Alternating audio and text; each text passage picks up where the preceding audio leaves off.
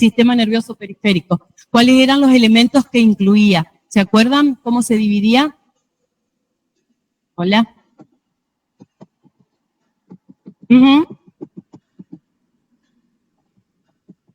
Ajá.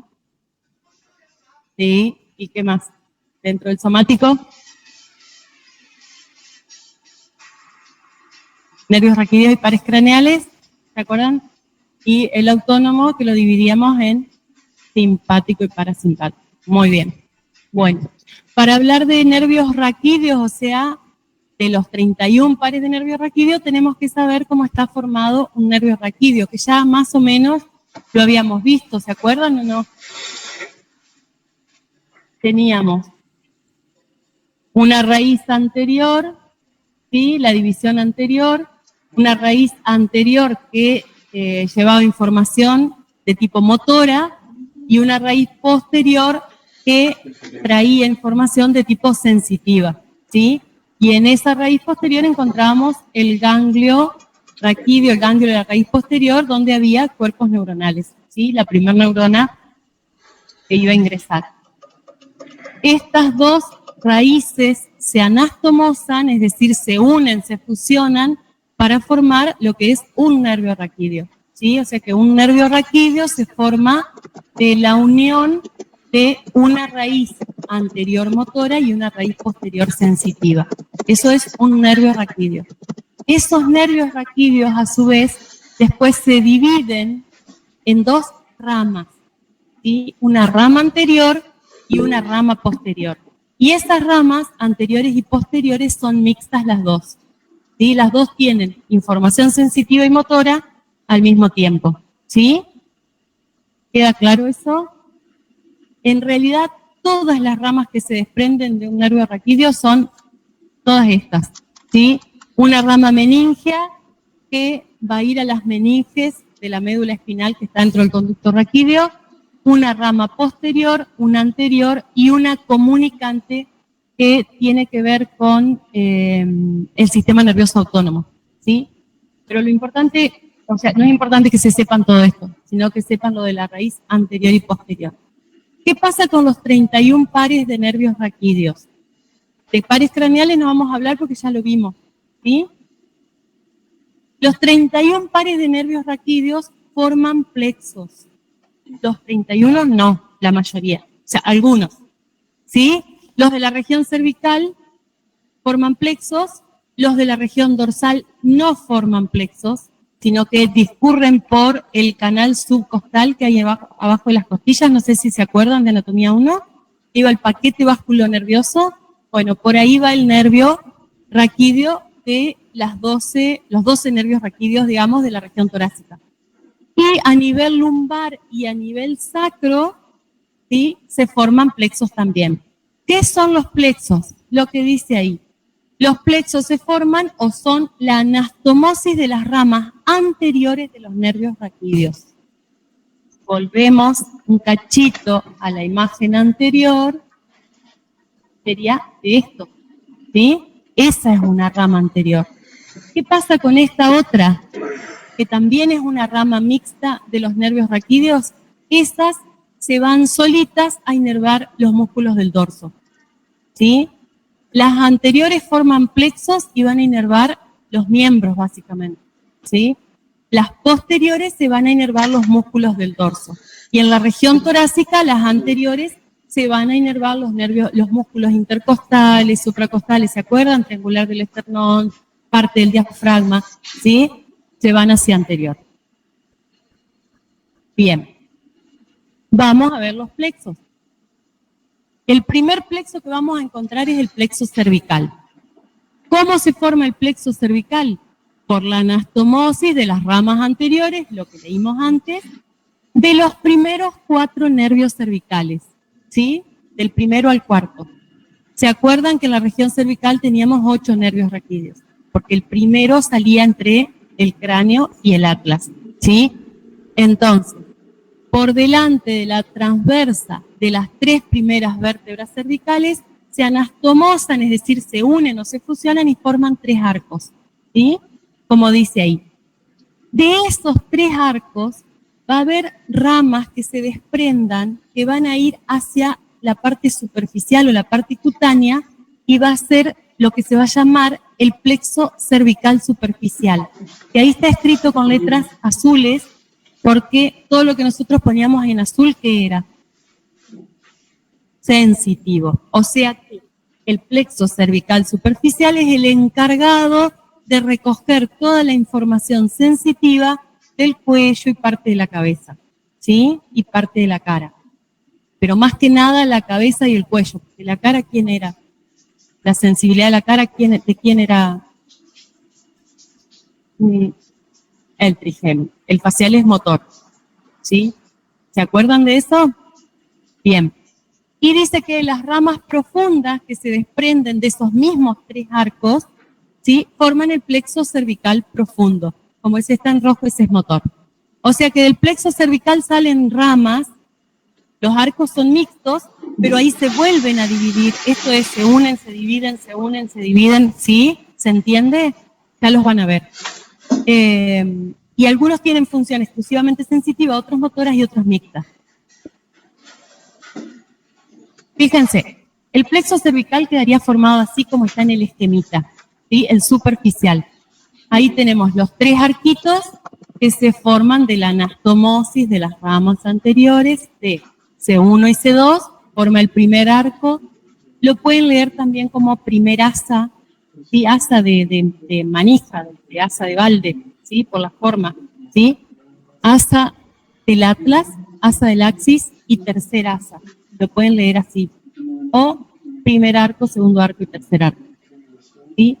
De ahí, de ese plexo, de esos 3 arcos del plexo cervical superficial, van a salir, fíjense, una ramita acá del segundo arco que va a ir a formar el nervio occipital mayor y el nervio occipital menor. Estos dos que se ven acá. ¿Ven? ¿Sí? Que se distribuyen por la piel de la región craneal posterior, región mastoidea y región lateral del cráneo. ¿Sí? O sea que este nervio va a ser el que va a recoger la información sensitiva o la sensibilidad de esa parte de la cabeza, ¿sí? Se llama occipital mayor y menor. Están en esa región. Después tenemos el nervio auricular, ¿sí? Es el que sigue, acá abajo.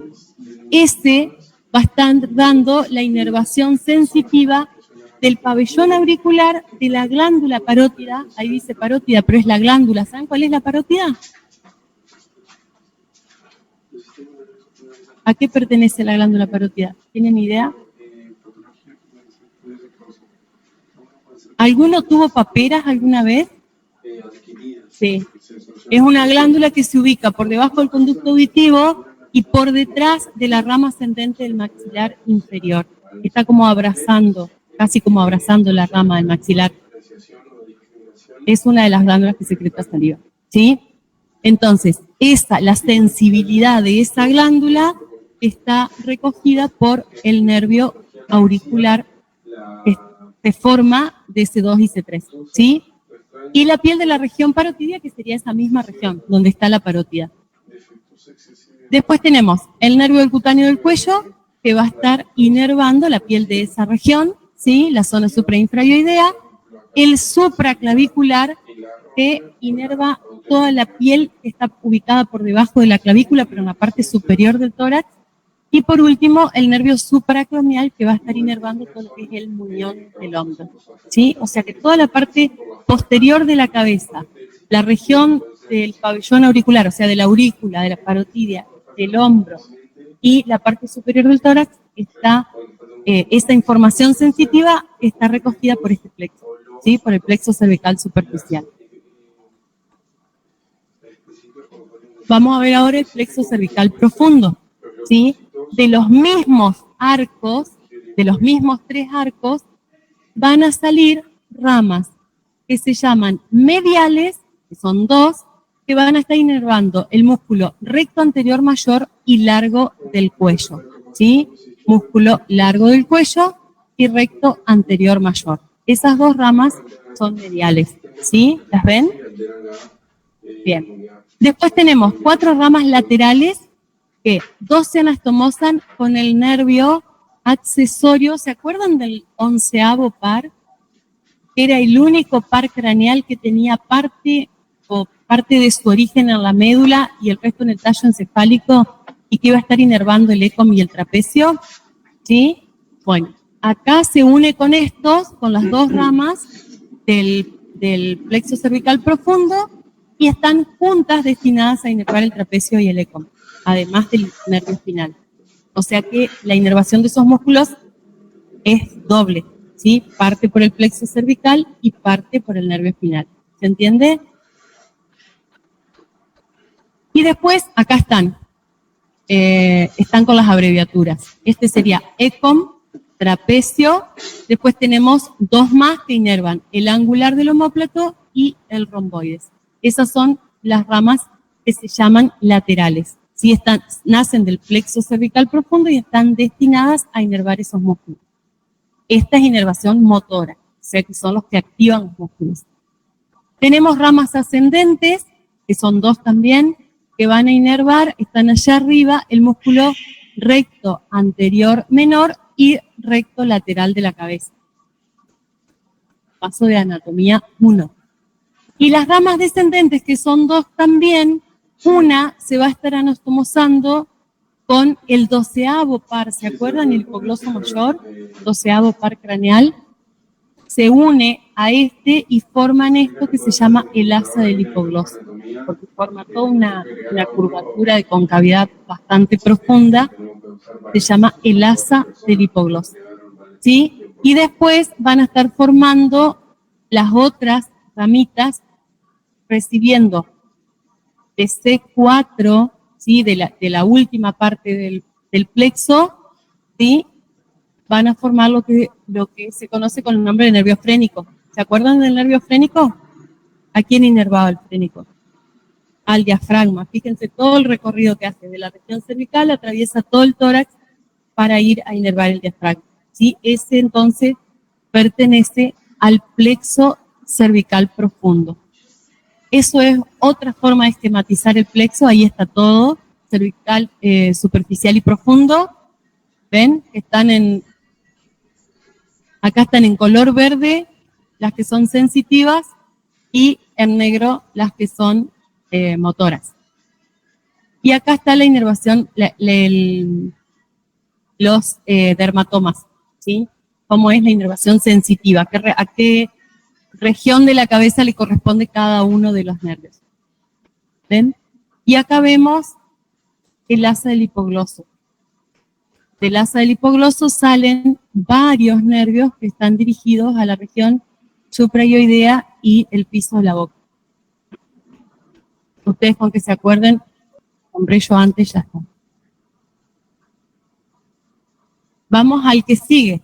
También de los nervios, ¿sí? ¿Se estudia el trayecto del nervio frénico? ¿Cómo? Si se estudia el trayecto del nervio frénico. Sí, tienen que saber el trayecto de todos los nervios de las ramas terminales de los plexos. Tienen que saber el trayecto. Bueno, plexo braquial. El plexo braquial se va a formar por el resto de las ramas de la región cervical que quedan, más el primer nervio torácico. Es el único que participa del plexo de los torácicos. O sea, el único no, el primero y el último, en realidad. ¿Sí? Pero, perdón, vamos a leer. Entonces, está formado por las ramas anteriores de los nervios espinales desde C5, ¿sí? C5, C6, C7 y C8, acuérdense que en la región cervical son 8, más el primer nervio torácico, que no es completo, es parte, ¿sí? La anastomosis de las ramas de todos estos nervios va a dar origen a 3 troncos que se llaman troncos primarios. Un tronco primario superior que va a estar originándose de las ramas anteriores de C5 y C6, o sea que se unen, C5 y C6 se unen y forman el tronco primario superior. Un tronco primario medio, que sería C7 solo, y un tronco primario inferior, que sería la anastomosis de C8 y T1. Fíjense, acá tenemos el raquis, ¿sí? Acá tenemos emergiendo el quinto nervio cervical, el sexto, el séptimo, el octavo y el primer torácico por debajo de la primera costilla. ¿Se entiende la imagen? ¿Sí? Bien. Fíjense, el quinto y el sexto se unen y forman el tronco primario superior. C7 queda solito y forma solito el tronco primario medio, y C8 con el primer torácico forman el tronco primario inferior. ¿Vamos bien hasta ahí? ¿Sí? Esto es como un tejido, ¿sí? ¿Vieron cuando hacen los artesanos que se ponen a tejer y sacan de acá y ponen de allá y anudan? Esto es muy parecido. Entonces, una vez que tenemos los tres troncos primarios, se vuelven a dividir los tres en dos. Cada uno de los troncos primarios se divide en dos, pero ahora dan ramas anteriores, estas que tienen RA, ramas anteriores, y ramas posteriores. ¿Sí? Los tres troncos primarios se dividen en una rama anterior y una rama posterior cada uno. ¿Vamos hasta ahí? Las tres posteriores se juntan las tres y forman el tronco secundario posterior. ¿Sí? Es este que está acá. Fíjense, las tres posteriores se unieron para formar el tronco secundario posterior. Las dos superiores de las anteriores se juntan y forman el tronco secundario lateral. Y la otra, la inferior, queda solita y forma el tronco secundario medial. ¿Sí? A mí me parece, a ver, este no es el power. Sí. Esperen un poquito. Volvemos para atrás un cachito. Miren, cada tronco primario, acá tienen toda la explicación igual. Cada tronco primario se divide en anterior y posterior para formar los troncos secundarios, lo que dijimos recién. Las divisiones anteriores del tronco primario superior y del medio se unen formando el tronco secundario anteroexterno. Ahora se los muestro. División anterior del tronco primario superior y del tronco primario medio. Vamos para atrás otra vez. La división anterior del tronco primario inferior formará el tronco secundario anterointerno por sí solo, que va a dar como rama terminal al nervio cubital y a la raíz interna del mediano. Es la rama anterior del tronco inferior da el anterointerno. Y las tres posteriores, las tres divisiones posteriores forman el tronco secundario posterior. ¿Sí? ¿Vamos ahí? Tienen que explicarlo así, chicos. Tienen que saberlo así. ¿Qué pasa? Quedamos acá. ¿Sí? En los fascículos secundarios, en los troncos secundarios. Se vuelven a dividir los troncos, ¿sí? Secundarios. El anteroexterno son tres, un posterior, un anterointerno y un anteroexterno. El anteroexterno va a dar origen al nervio músculo cutáneo, ¿sí? ¿Se acuerdan a quién inervaba el músculo cutáneo en el miembro superior? No, al bíceps. El nervio músculo cutáneo y la raíz externa del nervio mediano. ¿Se acuerdan del mediano? ¿Hasta dónde llegaba? Hasta la mano. La raíz externa del mediano. El tronco anterointerno, el tronco secundario anterointerno, va a dar la raíz interna del mediano, ¿sí? Ya que de los dos se forma el nervio mediano, y el nervio cubital. ¿Se acuerdan del cubital? Cuando se golpeaban en el codo, el hasta la mano, ese es el cubital. Y el tronco secundario posterior se divide en dos y nos va a dar al nervio radial y al nervio axilar o circunflejo, que ese sí inervaba a quién, al deltoide. ¿Sí?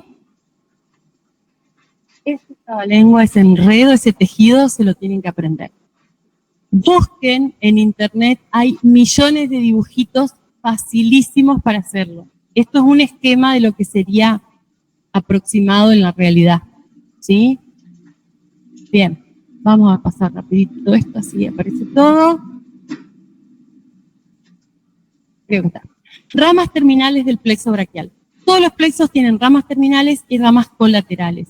¿Qué quiere decir? Que las terminales son las más importantes y las colaterales no tanto, pero sí son importantes también, ¿sí?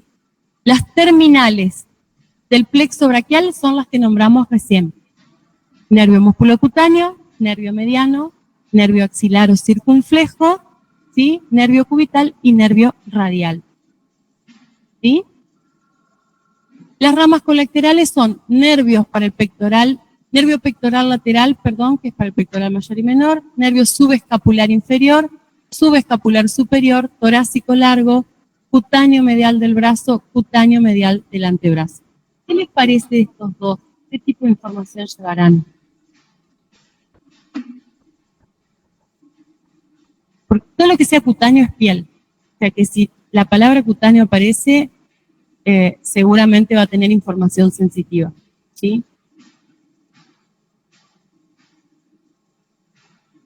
Fíjense, este es un esquema o es un dibujito del plexo braquial. Otra vez, acá no tenemos dibujada la columna, ni las costillas, ni la clavícula, pero ustedes, ahora les muestro otra imagen donde está.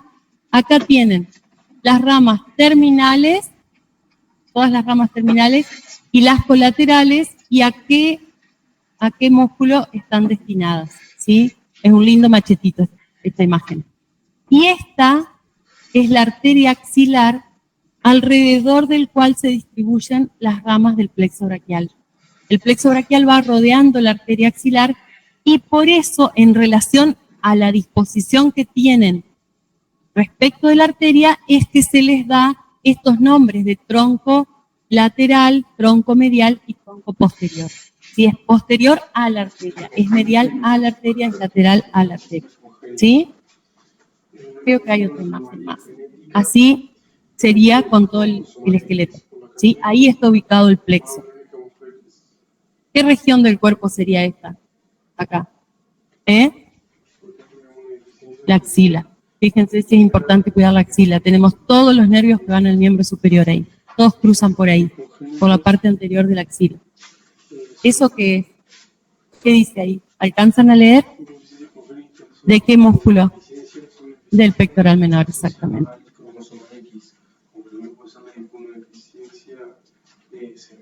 Bueno, lo que preguntaron hace un ratito, recorrido de las ramas terminales, ¿sí? Tienen que saberlas. ¿Por dónde va cada una de las ramas terminales? Esto solamente es un dibujito para que se ubiquen hasta dónde llegan, ¿sí? Pero, por ejemplo, el nervio radial. El nervio radial, una vez que alcanza el brazo, ¿sí? Y llega al húmero, se ubica, se dirige hacia la parte posterior del húmero y se ubica en el canal de torsión, ¿se acuerdan? ¿Sí? El canal de torsión, hasta alcanzar la articulación del codo, donde se hace anteroexterno, continúa por el borde externo del antebrazo, hasta llegar a la mano para inervar hasta el tercer dedo y la mitad externa del cuarto dedo. ¿Sí? Así tienen que ubicarlos a todos. Ahí tienen más para ver. Fíjense, toda la distribución de, acá estarían los troncos secundarios y la arteria axilar, lo que yo les decía, cómo se disponen en torno a la arteria las raíces nerviosas. ¿Sí? Imagínense lo riesgoso de una lesión en esa zona. Vamos ahora al plexo lumbar. ¿Qué pasó con los dorsales? ¿Qué dijimos? No forman plexos, sí hay, no forman plexos. Se dividen en ramas anteriores y posteriores también. Las posteriores van a los músculos del dorso y las anteriores se ubican debajo del canal costal y hacen todo el recorrido hacia anterior por debajo de la costilla. El plexo lumbar entonces va a estar destinado ¿a qué región? Miembro inferior y pelvis, ¿sí? Se forma por la unión de los nervios espinales de L1 a L4, primeros 4 lumbares, ¿sí? A nivel del músculo psoas ilíaco, ¿se acuerdan del psoas ilíaco? Y ahí se dividen ramas anteriores y posteriores. Los principales troncos nerviosos de este plexo son el nervio femoral, el nervio obturador, el génito femoral, el abdomen genital mayor o ilio hipogástrico, el abdomino genital menor o ilio inguinal, lo pueden haber visto así, y el fémoro cutáneo, ¿sí? De todos estos, las ramas terminales son el nervio femoral y el nervio obturador. Esas dos son las ramas terminales del plexo lumbar. El nervio femoral se va a originar de las divisiones posteriores de los nervios espinales, L2 a L4. Ya lo vamos a ver al plexo. Atraviesa la fosa ilíaca. ¿Se acuerdan de la fosa ilíaca? ¿Cuál va a ser fosa ilíaca? ¿Interna o externa? ¿Qué les parece? Interna. Sí, atraviesa la fosa ilíaca, cruza por debajo del ligamento inguinal, o sea que está atravesando la pelvis por dentro y está llegando a la cara anterior del muslo. ¿Se acuerdan dónde estaba el ligamento inguinal? Entre la espina ilíaca y el pubis, ese ligamento que pasaba ahí. Va a inervar el cuádriceps como inervación motora, ¿sí? Y la piel del muslo.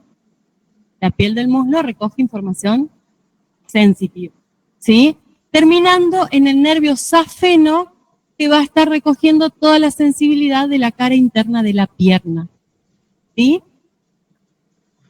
Ese sería el nervio femoral. Lo pueden encontrar también como nervio crural, ¿sí? Seguramente cuando estudiaron Nato 1 y leyeron cuádriceps, por ahí lo encontraron como la inervación del nervio crural en lugar de nervio femoral, pero se hace referencia al mismo nervio. Y el nervio obturador se va a originar de las divisiones anteriores de L2 a L4. Fíjense, las mismas. El femoral, las divisiones posteriores, el obturador, las divisiones anteriores. Lo mismo que pasaba hoy en el plexo braquial. Pasa la pelvis por el borde medial del músculo iliozoas y se encarga de la abducción del muslo e inerva la cara interna y parte superior del mismo. Vamos a ver el plexo, antes que se olviden de lo que dijimos. Fíjense, nervio femoral como rama terminal y nervio obturador como rama terminal de este plexo, ¿sí? Miren, L2, L3 y L4. Se divide en una rama anterior, que está en amarillo clarito, y una rama posterior, que está en un amarillo oscuro, ¿sí? L2, L3 y L4, sus divisiones posteriores, forman el nervio femoral o crural. Y las divisiones anteriores de L2, L3 y L4 forman el nervio obturador. No son los únicos nervios, son las ramas terminales. Eso sería desde L2 a L4. Pero dijimos que el plexo abarcaba también L1, ¿sí? De L1 a L4. Entonces, de L1, con un filete que le envía la última torácica, o el último nervio torácico en realidad, ¿sí? Va a dar origen a los nervios ilio hipogástrico e ilio inguinal o abdomino genital mayor y menor, que son ramas colaterales, ¿sí? L1 y L2 se fusionan y dan origen al génito femoral, ¿sí? L2 y L3 se unen y dan origen al nervio cutáneo lateral femoral, ¿sí? De L3 y L4 sale el nervio obturador accesorio, ¿sí? Y L4 además manda una expansión bastante grande a L5 y entre los dos van a formar este tronco importante que se llama el tronco lumbosacro. ¿Por qué se llama tronco lumbosacro? Porque está formado de nervios de la región lumbar, pero destinados a formar parte del plexo sacro, ¿sí? Entonces se llama tronco lumbosacro. Es una parte, digamos, que le envía la región lumbar a la región sacra para formar el plexo sacro, ¿sí? O sea que, si ustedes explican el plexo, tienen que decir que se forma de el primer nervio lumbar al cuarto, ¿sí? Pero del cuarto y el quinto nace el tronco lumbosacro. Eso lo tienen que decir también. más allá de que no forma parte del plexo. ¿Quedó más o menos? ¿Sí? Es bastante sencillo, no es tan difícil. Bueno, ahí lo ven. Fíjense, región lumbar, ¿sí? Primeras lumbares, y ahí tenemos el plexo metido dentro de la pelvis y pasando por debajo del ligamento inguinal para alcanzar la región anterior del muslo, ¿sí? Y ahí se va distribuyendo las diferentes ramas.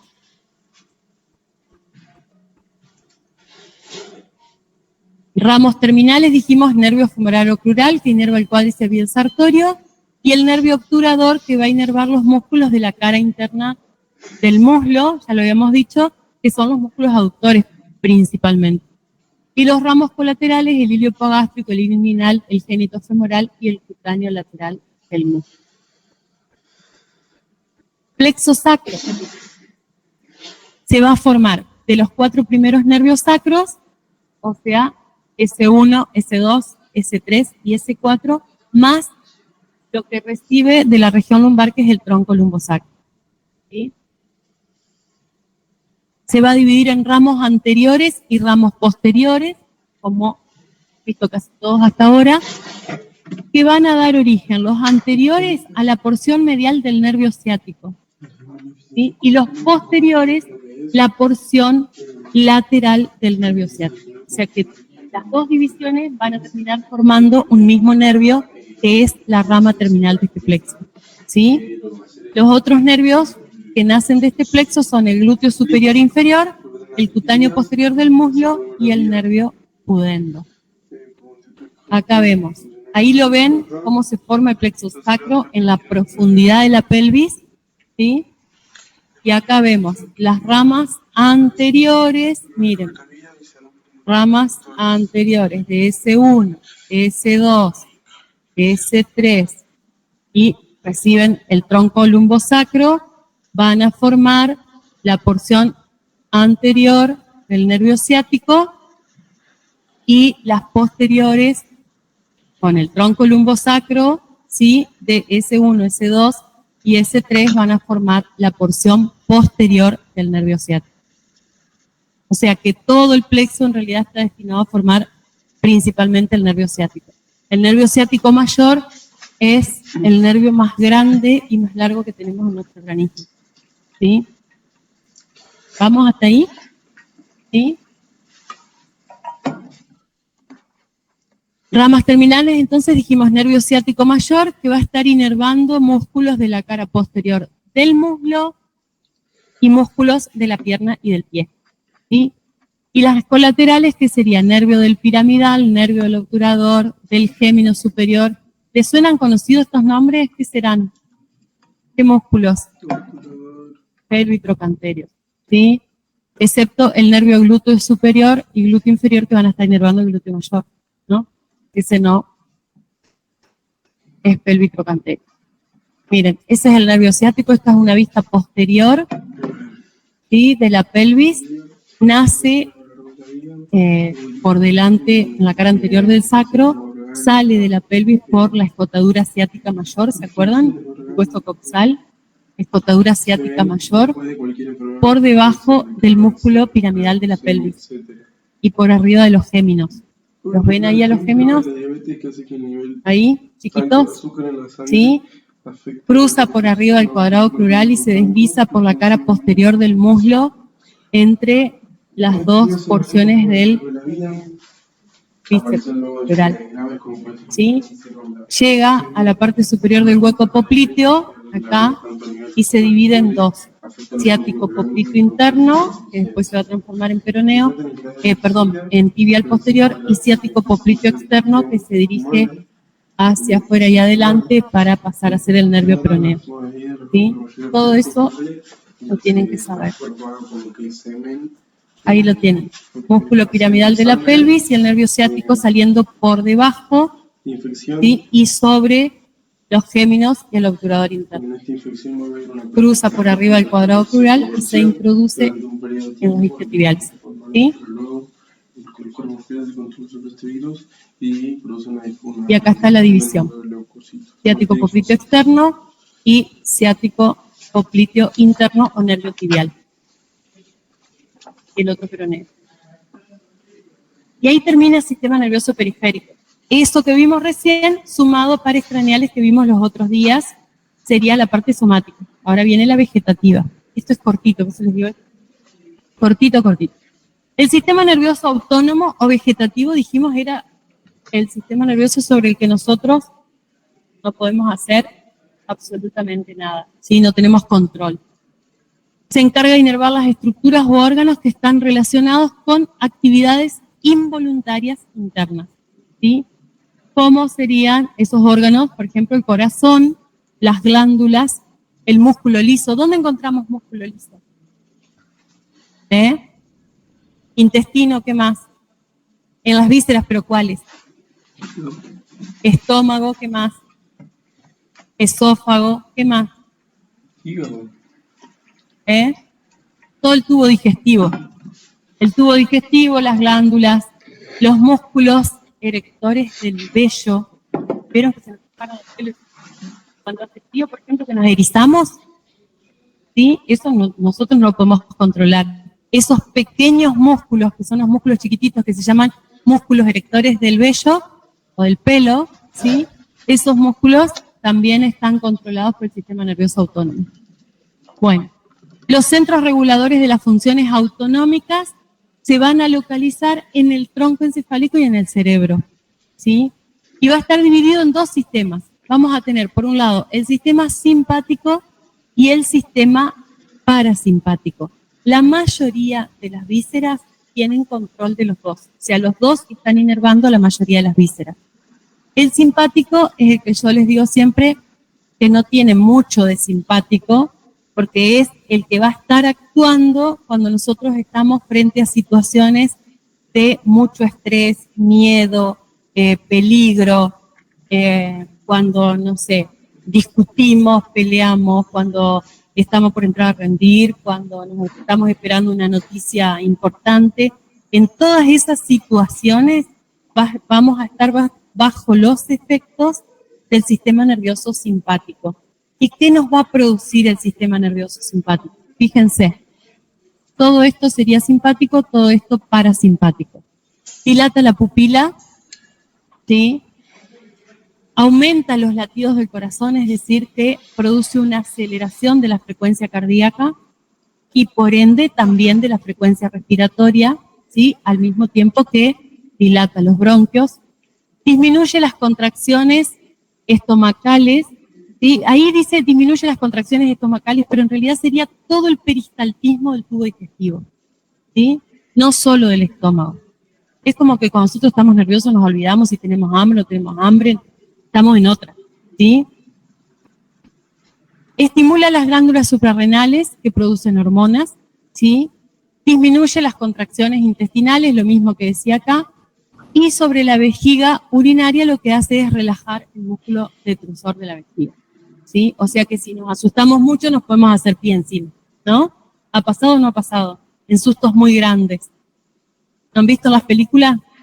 Sí, tienen que haber visto. Bueno, es por efecto del sistema nervioso simpático, que es simpático, yo les digo, no tiene nada. Y el parasimpático hace todo lo contrario del simpático. ¿Sí? O sea que es el que va a actuar en los periodos de relajación, sobre todo cuando estamos durmiendo, más que nada, ¿sí?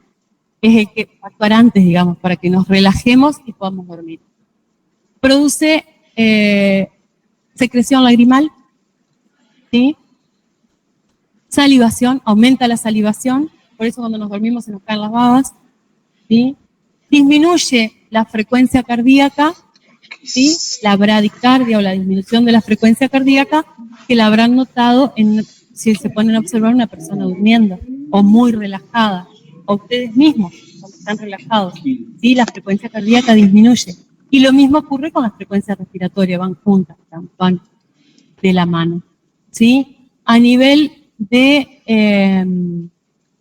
estómago, intestino, de tubo digestivo, digamos, aumenta la frecuencia del peristaltismo y produce contracción del músculo detrusor, ¿sí? Por eso obtenemos más retención. Contracción en realidad durante el sueño. Bueno, ¿dónde van a estar los centros de estos dos sistemas o estas dos partes del sistema vegetativo? Al parasimpático se le dice cráneo sacro también, y al simpático se le dice dorso lumbar.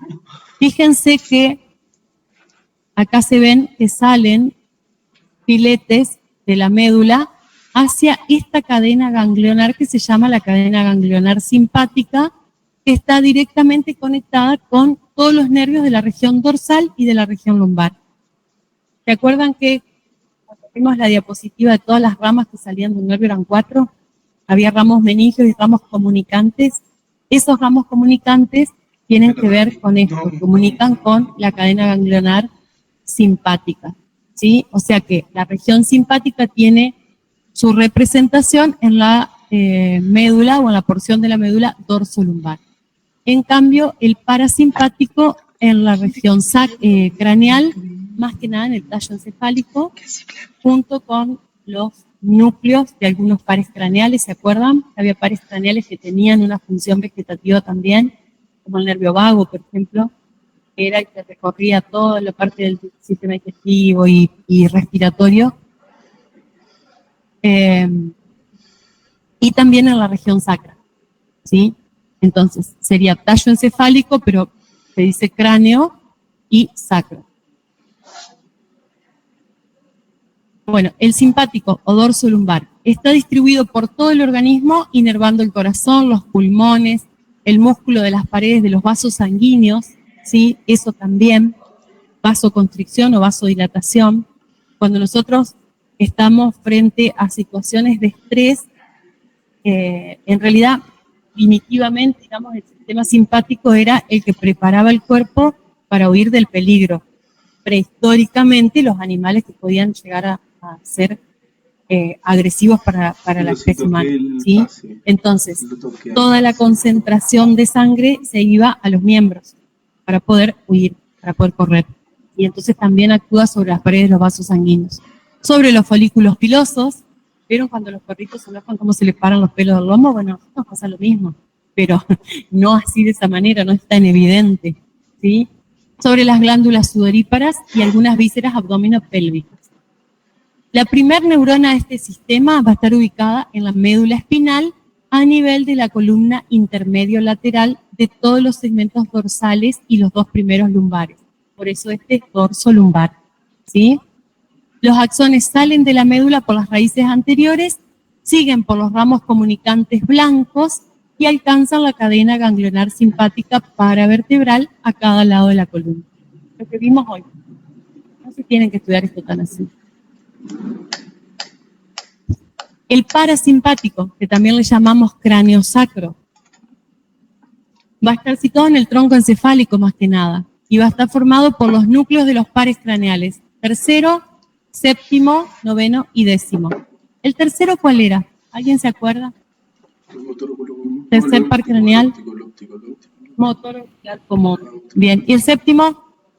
El facial. Ese es el que nos permite hacer todas las morisquetas que tenemos en la cara. El noveno, glosofaringeo, bien. Y el décimo, el nervio vago. ¿Sí? Las neuronas asientan en el núcleo de origen de esos nervios y salen del encéfalo junto con los pares craneales respectivos. ¿Sí? En la médula espinal, la primera neurona se encuentra en la sustancia gris del asta lateral del segundo, tercer y cuarto segmento sacro de la médula espinal. Esa es la porción sacra. ¿Sí? Esta que vimos recién, la porción craneal.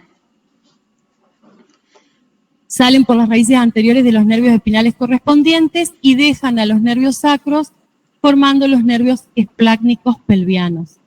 Hacen sinapsis en ganglios que se encuentran situados cerca de las vísceras que van a inervar.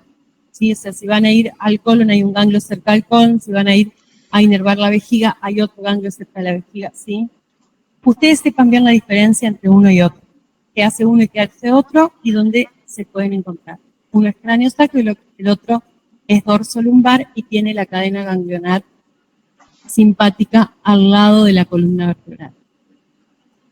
Este esquemita mismo que vimos recién, es más de lo mismo, ¿sí? Bueno, y esa sería la gran diferencia entre uno y otro. Representativo, esquemático y simpático también. ¿Sí? Y ahí terminamos. Era cortito lo de hoy. La semana que viene, para los que están por Meet que no escucharon, el lunes a las 11 tenemos el parcial. Yo ahora se los comunico por el campus, ¿sí?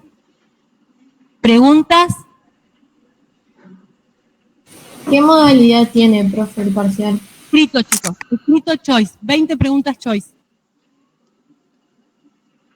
Esa cara. ¿Es mucho? Más cantidad de preguntas, más chances de aprobar. Profe, ¿imágenes no va a tener? ¿Cómo? ¿Imágenes no va a tener? No, 20 preguntas choice, nada más, todo texto. Bueno. No sé si lo van a tener impreso todo o solamente la grilla y les vamos a tener que proyectar las preguntas. Ya voy a averiguar porque hay problemas con el tema de impresiones. Yo les aviso. Bueno, se van a enterar acá igual ese día. No les modifica mucho a ustedes. ¿Sí?